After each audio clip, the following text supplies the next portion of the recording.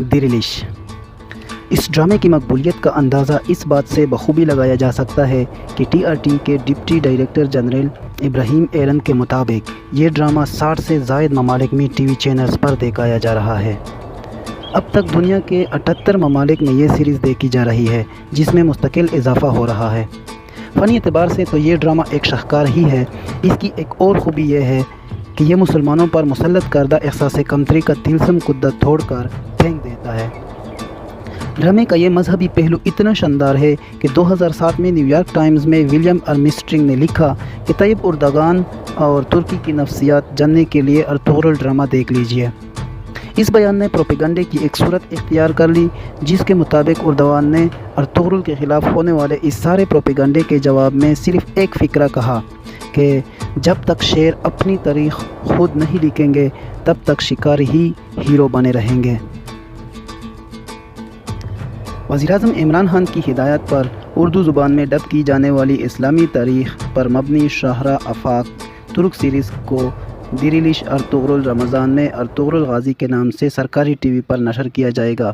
ایک ترکوں نے ایک فلم بنائی ہے، فلم کا نام ہے ہم چاہتے ہیں اردو میں ڈبنگ ہو، کیونکہ انہوں نے پہلی دفعہ بتایا کہ ترک کیسے اوپر گئے اور کیسے انہوں نے سارے آدھے یورپ کے اوپر سب سے بڑی عظیم پاور تھی وہ، انہوں نے تاریخ بتائی کہ وہ کون تھے، ان کے جو سماجی رابطے کی ویب سائٹ ٹویٹر پر پاکستان تحریک انصاف کے سینئر رہنما اور سینیٹر فیصل جاوید نے اپنے ایک ٹویٹ میں بتایا کہ 13ویں صدی میں مسلمانوں کی عالمی فتوحات کی عکاسی کرتا ترک ڈرامہ ارطغرل غازی 1 رمضان سے روزانہ 9:10 پر پی ٹی وی ہوم پر نشر کیا جائے گا۔ معاون خصوصی برائے اطلاعات و نشریات ڈاکٹر فردوسہ شکوان نے بھی اس حوالے سے ایک ٹویٹ کیا۔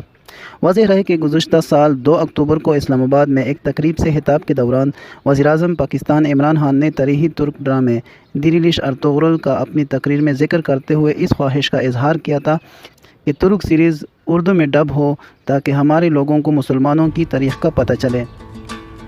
مسلم تاریخ سے شغف رکھنے والے پہلے ہی اس سیریز کے دلدادہ ہے اور تقریباً پوری دنیا کو اس ڈرامے نے اپنی جانب راغب کیا ہوا ہے۔ انہوں نے کمال مہارت سے روایتی اسلامی عقائد کو اپنی جان جوکھوں میں ڈال کر برائی کے خلاف لڑنے والے ہیرو کی کہانی کے ساتھ ملا کر جس طرح اس شو کے ذریعے پیش کیا ہے وہی اس کی کامیابی کی کنجی ہے۔ ارطغرل اپنے پلاٹ، اپنی پروڈکشن اور اداکاری کے اعتبار سے بلا شبہ ایک شاہکار ہے۔ ارطغرل ترکی کے ہنہ بدوش قبیلے کائی کی کہانی ہے۔ کائی قبیلہ ایک جنگجو قبیلہ ہے جو ایک طرف بے رحم موسموں کے نشانے پر ہے اور دوسری جانب منگولوں اور صلیبیوں کے نشانے پر ہے۔ ہمت و جرت کی یہ عجیب داستان ہے کہ چرواہوں کی یہ ہنہ بدوش قبیلہ جو جاڑے کے بے رحم موسم میں قحط سے بچنے کے لیے حلب کے امیر سے ایک زرخیز چراگاہ میں قیام پذیر ہونے کی اجازت مانگ رہا ہوتا ہے، آگے چل کر ایک ایسی سلطنت کی بنیاد رکھ دیتا ہے جو 800 سال قائم رہتی ہے۔ جب تک شیر اپنی تاریخ خود نہیں لکھیں گے تب تک شکاری ہی ہیرو بنے رہیں گے۔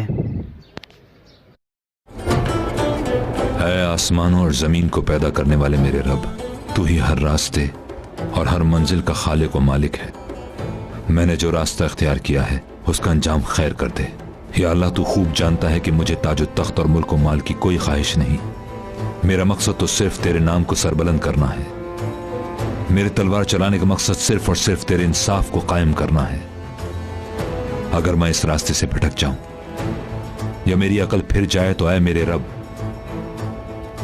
میرے دل کو برحق اہل شمشیر کے راستے کی طرف پھیر دینا، میرے دل کو راہ حق سے راہ ابلیس کی طرف پھسلنے نہ دینا، مجھے کبھی سرنگو نہ ہونے دینا، اور یا اللہ مجھے اور میری نسلوں کو اپنی راہ کی خدمت کرنے اور اس کوشش میں شہید ہونا نصیب کرنا۔ آمین یا رب العالمین۔